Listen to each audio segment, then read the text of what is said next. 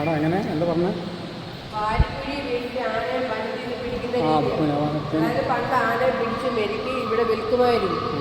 അപ്പം വാരിക്കുഴി വീഴ്ത്തുന്ന രീതി, അതായത് ആന നടന്നു പോകുന്ന വഴികളിൽ കുഴി പിടിച്ചിട്ട് അതിൻ്റെ മണ്ടയിൽ ചെറിയ കമ്പുകൾ പറക്കി വെക്കും. എന്നിട്ട് ആന അതിൻ്റെ മണ്ടയിൽ തോലൊക്കെ ഒടിച്ചിടും. അപ്പോൾ ആന അറിയാതെ അത് ചവിട്ടുമ്പോൾ താഴോട്ട് പോകും. പിന്നെ അതിന് മറ്റ് സഹായമില്ലാതെ തന്നെ കയറി പോകാനായിട്ട് പറ്റത്തില്ല. അപ്പോൾ ആ രീതിയാണ് കാണിച്ചിരുന്നത്. ഇവിടെ വന്നിട്ട് ആ തടിയെല്ലാം എടുത്ത് മാറ്റിയിട്ട് പൊങ്കിയാനിൻ്റെ സഹായത്തോടു കൂടി കൂട്ടിൽ നിന്ന് എടുക്കുന്ന ഈ കാണിച്ചിരിക്കുന്നത്. പിന്നെ ഈ ഇടത്ത് മരത്തിൽ നിൽക്കുന്നത് പൊങ്കിയാനയാണ്, നടുക്ക് നിൽക്കുന്നത് ഈ കാട്ടാന. അങ്ങനെ നമ്മുടെ താഴത്തെ കൂട്ടി കൊണ്ടുവന്ന് കാണിക്കുന്ന രീതിയാണ് ശരിക്കും ഈ കാണിച്ചിരുന്നത്. അതായത് ഇതിവിടെ നടന്നുകൊണ്ടിരുന്ന രീതിയാണ്. 1977 ആയപ്പോഴത്തേക്കും പൂർണ്ണമായിട്ട് ആനപിടുത്തം നിരോധിച്ചു. പിന്നെ നമുക്ക് കുഴികളിലൊക്കെ വീണ് കിട്ടുന്നതും അപകടത്തിലൊക്കെ പെടുന്നതും അങ്ങനെ സുഖമില്ലാതൊക്കെ വരുന്ന ആനകളൊക്കെയാണ് നമുക്ക് കിട്ടിക്കൊണ്ടിരിക്കുന്നത്. അപ്പോൾ ഇപ്പോൾ ആനയെ പിടിക്കാൻ പാടില്ല, ആനപ്പിടുത്തം ഇല്ല, ഇപ്പോൾ നിരോധിച്ചതാണ്.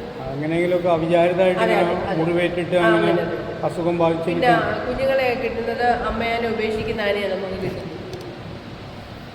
Okay, thanks.